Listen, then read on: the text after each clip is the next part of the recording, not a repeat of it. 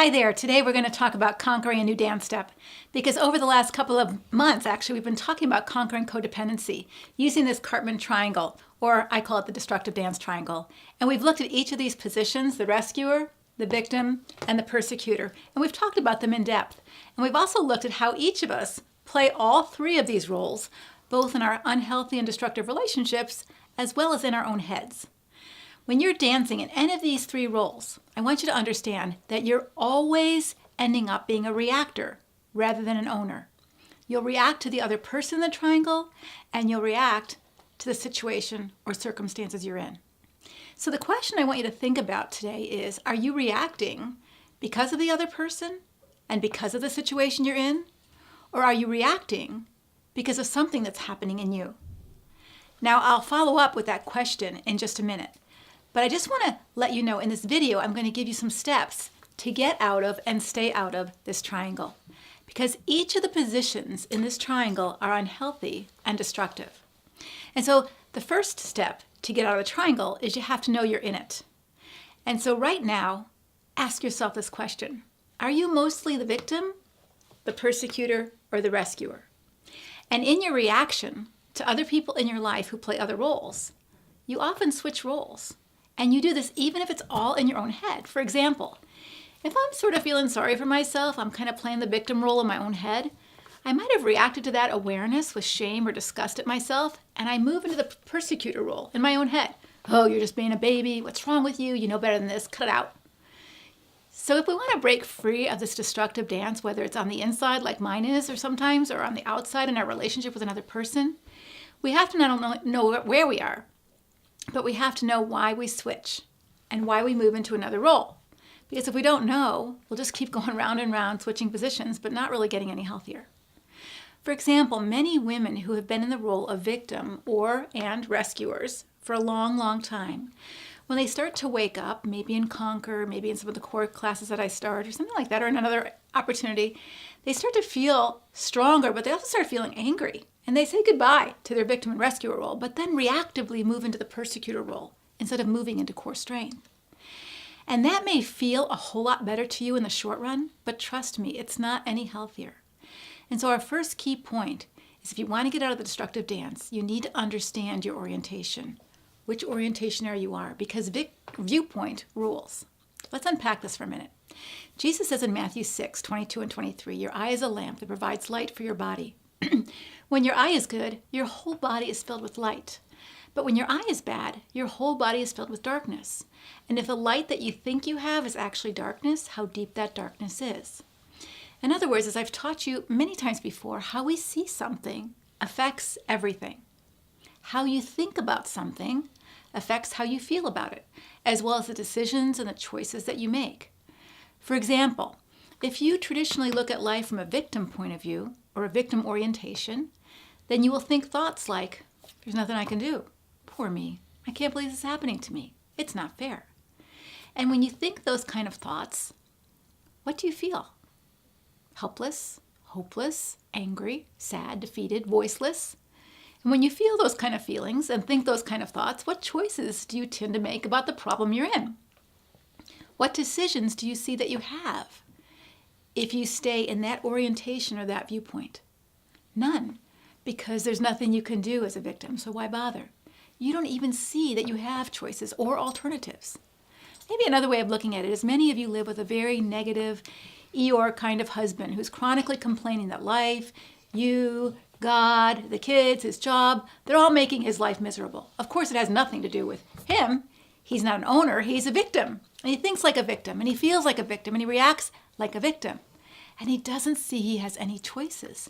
And even when you very nicely try to point out a different perspective, like perhaps you can do something about this, or perhaps you can own some of this and change it, or here's something you can do to make things better at work, he refuses to hear it because his viewpoint rules. That's the only viewpoint there is in his mind. He's stuck in the victim position.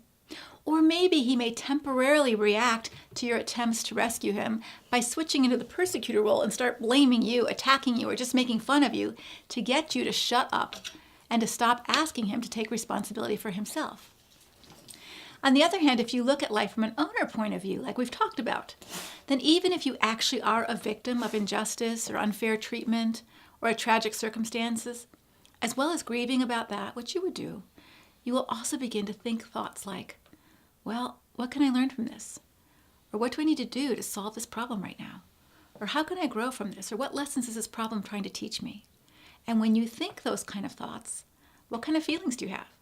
You feel empowered, competent, capable, creative, and from that place, what kind of decisions and choices do you think you'll make? Vastly different ones from the actions or inactions you might take from the victim orientation. You see, how we see affects what we see, and what we see affects how we feel, and what choices we make, and what actions we take. So the first step out of the triangle in a healthy way is recognizing this important truth. Viewpoint rules. The second key point is from all three positions, rescuer, persecutor, or victim, there is an underbelly of anxiety or fear. And our reactions to life and other people usually come from that place, not necessarily from the real problem. For example, the persecutor, we've learned, fears being wrong, losing power and respect. He or she, if she's a persecutor, reacts when their power base is threatened, or challenged, or questioned, or ignored. But they don't show their fear, they react in anger. The rescuer, we learned, fears not being needed, being rejected, having no purpose. And when she fears not being needed or valued, she also reacts and may flop into the victim role, displaying passive-aggressive anger, nobody cares, poor me, nobody wants to help me, or move into the actual angry persecutor role. Bad you, how dare you ignore me for all I do for you. And the victim fears the future, living like this forever, going crazy, falling apart. And she or he reacts to their fear in the victim role by trying to get the rescuer to rescue. And he or she may plead and beg, cajole, manipulate, threaten to kill themselves just to motivate you to change. Now, when we regularly live from either one of these three positions, our feelings, especially anxiety and fear, drives all of these reactions. Now, this idea gets a little complex, but it's important to realize that the problem, whatever you are facing, or the person, whoever they are in this triangle, destructive husband, a whiny child, an over-functioning mother-in-law who wants to help you clean your house when you don't want her to, don't make you react or make you make the choices you do. What's driving your choices and your reactions are the emotions that you're having about the person or the problem, however you defined it. What's driving your emotions is not the situation itself, but it's your thoughts about the situation or your viewpoint. Your viewpoint rules, whether it's accurate or inaccurate, true or false. And that's again why we need to understand how much our viewpoint rules, how we see something affects how we feel and how we define it and how we respond to it. Let me just review an earlier Conquer video when we did these three columns. Now maybe you didn't watch it yet, but let me just erase this one and write a different one here. All right, so the earlier Conquer video talked about situation, thoughts, and feelings. So let's just take the examples that I've talked about. Let's take a situation in that your husband is really crabby tonight, and you're feeling anxious, and you think you're feeling anxious because your husband is moody, but not necessarily. You're feeling anxious because of the thoughts that you're having, like, I better calm him down, he might take it out on the kids, I don't want to have a miserable night. Now, all that might be true or not true, but when you think that way, you will feel anxious. And in your anxious place, you'll react by being a rescuer, trying to calm him or fix him. Or if that doesn't work, perhaps you'll flip into a persecutor and start telling him how wrong he is to be so moody, or a victim of his moodiness. Let's flip it around now. Let's say you're moody, and it's that time of the month, and you're feeling blah, and your husband's feeling anxious. So the situation is my wife's moody, and I'm feeling upset. Listen to what he's telling himself, not because you're moody. He says to himself, I've worked all day. She stayed at home relaxing and doing nothing. How dare her be so crabby tonight when I'm here? I don't have to put up with this. She's wrong. She's not being a good wife. She's just thinking of herself. She's so selfish. She shouldn't be like this around me and the kids. It's not fair. Now his reaction might be more out of the persecutor role, right? His thoughts are of a persecutor. Because you were moody? No, because of his own negative mindset about you being moody. Because most husbands say, oh, she's moody. All right, I'll give her some space, right? So you viewed it out of a rescuer role. He viewed it out of a persecutor role. And because you viewed it a certain way, you had very different thoughts and very different responses, as he did. That's why the sanity stage in working with couples in destructive marriages is so important. Because how we see things and think about things rules how we react to things. And when we're thinking incorrectly, our emotions don't differentiate.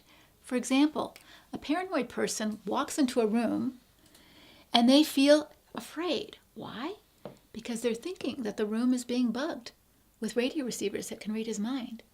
And he feels fear and reacts by running out of the room. But the room doesn't make him react, but his thoughts about the room do. They create fear.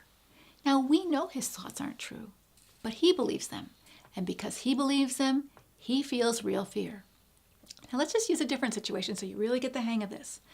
Your child is whining all day long. You're feeling anxious or angry. Why? Because he's whining?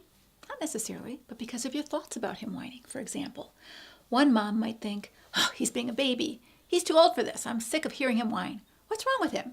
He's driving me crazy. Well, how does the parent that thinks those thoughts react to a whiny child? But let's think about the possible thoughts of another mom or dad who might be in a very different place. Her kid whines. She's thinking, I wonder what's wrong. Maybe he's sick or needs a nap. Boy, I'm so glad I get to stay home and take care of my child. I would hate if he were in a daycare right now and feeling so upset. She felt anxious about it, but she made very different decisions and choices on how she reacted to his whining than the other mother, right? So our third key point is if we want to learn to get out of the triangle, the destructive dance, our first step toward freedom is to focus less on the other person or even the situation that we're in and begin to examine our own thoughts about the situation we're in. Now, we often don't have much control or say about the situation or what the other person will do or think, but we do or we must begin to have some control over our own thinking. But as long as we're unaware of how we see things and what we're saying to ourselves about the situation, we'll be ruled simply by our emotions instead of by our big circle, and that will keep us unhealthy and in the destructive dance. Now, there may be those of you here who are new to Conquer, who haven't really taken any of my other Introduction to Core Strength classes, and may not know or remember what our big circle is. So let me just tell you in a nutshell. Let me put it this way. You are not your feelings or your thoughts, although we typically act as if we are. We say things like, I am angry. But the truth is, you're not anger. You have anger. Anger is a feeling you have right now. It's not who you are. But when we don't differentiate that, even in our language, and we get caught up in, I am scared or I am anxious, we react out of our feelings instead of who we are. Let's look at it from a slightly different angle. How many of you have experienced emotions you don't even want to have, like hatred or envy or greed or lust? Most of us don't want to have those feelings, but sometimes, if we're honest, we do have them, right? Who is the part of us that doesn't want to feel those feelings? That's our big circle. So we'll use this circle as our big circle, okay? So let me draw it this way. This is your big circle. This is you, okay? Well, big circle, okay? And that's you. And then we have two smaller circles. And one circle is my thoughts, which is from here, and the other circle is my feelings, which is from here, okay? And you are a composition of, certainly you have thoughts and you have feelings, but you have values and desires and the things that you want to be as a person.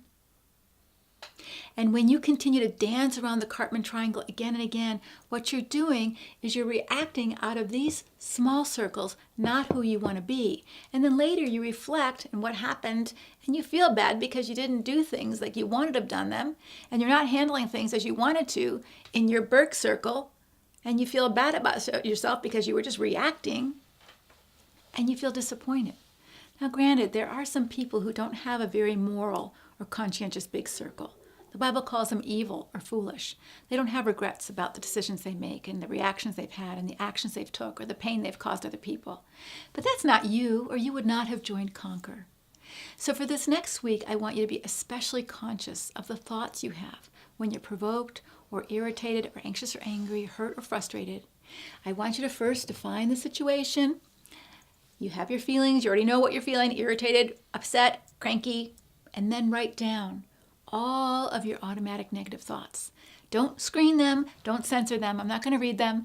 They're called, in psychology, ants, automatic negative thoughts that are crawling around in your brain.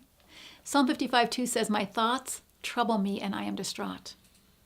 So I want you to write down your thoughts, and then I want you to ask yourself these 3 questions over each of your thoughts, not as a group, but each one. What evidence do I have that the way I'm thinking is true or right now?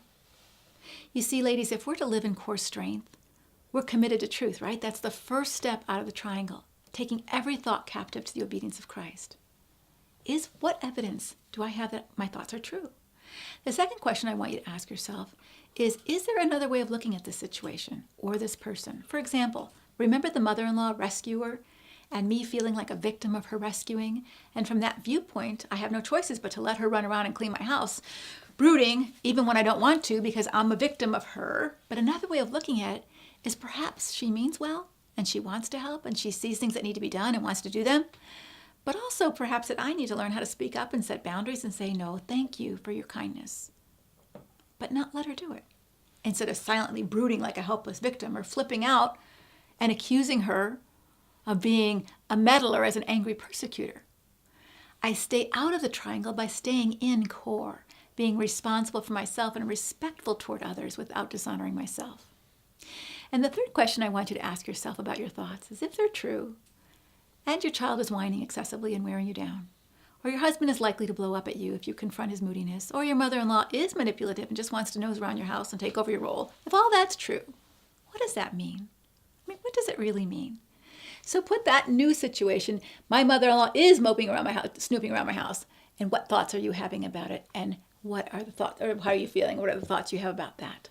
Are you feeling angry and resentful, scared because of this is true or because of what you're thinking? Now, this step is not going to eliminate all negative emotions because life hurts and the choices other people do cause great distress to us at times. But it does help you see more clearly what you can change and what you can't change, what you can work on and what you need to accept. Or perhaps it helps you to see even what you won't accept and what you might need to set boundaries around. It helps you more clearly to work on you so that you are growing saner and clearer and stronger and moving out of the reactive dance mode and into core strength. You're being an owner and not a reactor. So let me just summarize how to get out of the destructive dance. First, when you're on the triangle, you need to recognize what position are you playing? Victim, persecutor, or rescuer. Understand from whatever position you're playing, you're seeing a problem that creates anxiety for you. And you react from that place, either doing more of the same, persecutor, rescuing, or being a victim, or you're switching positions to address the problem you see instead of really getting healthy. So instead of focusing on changing the problem right now, pay attention to your automatic negative thoughts. Are you thinking like a persecutor, a rescuer, or a victim? Ask yourself those 3 questions. Is it true? What's another way of looking at this? And if it's true, then what does that really mean? What does that really mean? You can begin to break free. Let me give you an example. A persecutor tends to think they're always right and blames other people for everything because that's how they see things. But if they stopped and asked themselves those questions, is it really true that I'm always right? Perhaps you might begin to realize that you could be wrong if there's another way of looking at things, and that you don't know it all or aren't always right. But a healthy person who needs to challenge another person from sort of that persecutor role can do it out of core strength and be a challenger instead of a persecutor, speaking the truth in love, taking responsibility for myself, and being respectful toward you when I speak. Because I might need to speak hard words to you about some things I'm concerned about, but they need not be harsh words. Instead of being a rescuer who needs to be rescued, perhaps you can switch your thinking and change your thinking and realize it's not true that your worth depends on your ability to help other people. And it's not true that your husband or child or friend is incapable. And they probably are a pretty smart human being who can figure out things on their own. And if they need help, you could function as a helper or a coach. You could be empathetic and compassionate toward them without enabling or rescuing. And instead of thinking like a victim, what's happening to me? You will think like an owner. I'm not helpless. I have resources. And I'm going to take baby steps toward learning new things, being honest with what's going on and taking responsibility for myself. Those things are leaving the triangle and gaining core strength. If you'd like to know a little bit more about the building blocks of core, I'm doing a 2-session introduction to core strength, which you might find helpful. It starts August 10th, and it'll be 2 Wednesdays, August 10th and August 17th in the evening. Now, this is new material I've not covered in Conquer because I teach it in this other class. But if you're interested in taking it, contact Martha. Until next time, God bless.